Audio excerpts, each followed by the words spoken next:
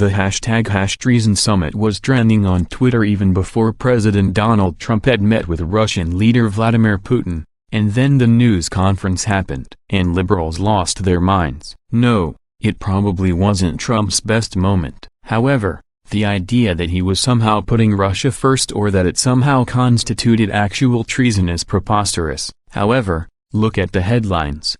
Former CIA Director John Brennan said Trump's press conference with Putin was treasonous. Here's what legal experts say.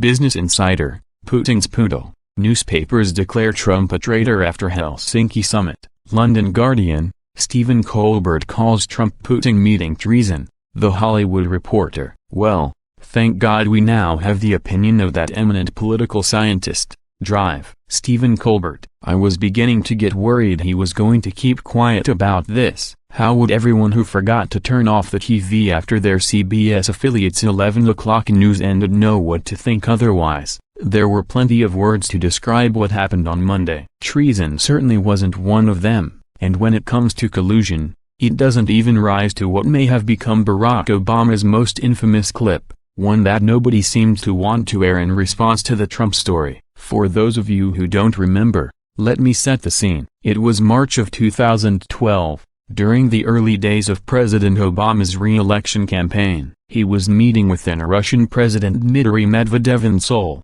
South Korea. Medvedev was widely seen as a puppet of Putin's and was going to hand over the presidency to him in a matter of months. After a news conference, Obama told Medvedev on a hot mic that he needed some space, particularly with missile defense. At the time, as Reuters noted, the United States was pursuing a missile defense system that Moscow was dead set against. I understand your message about space, Medvedev told Obama. This is my last election.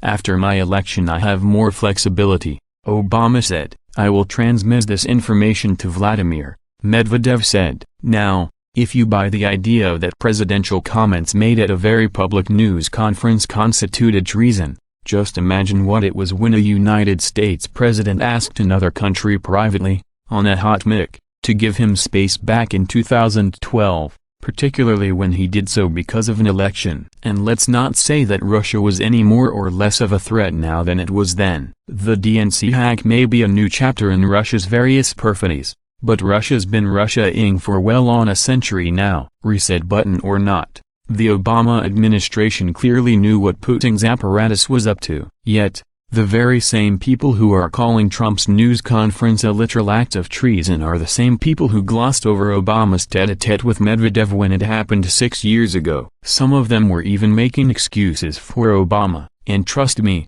making actual compromises that were supposed to be covert with Russia's leader over a missile defense system is a lot worse than rhetoric at a news conference. Of course, I don't expect liberals to live up to a logical standard. I never do. It's always interesting to watch the resolution of cognitive dissonance, though.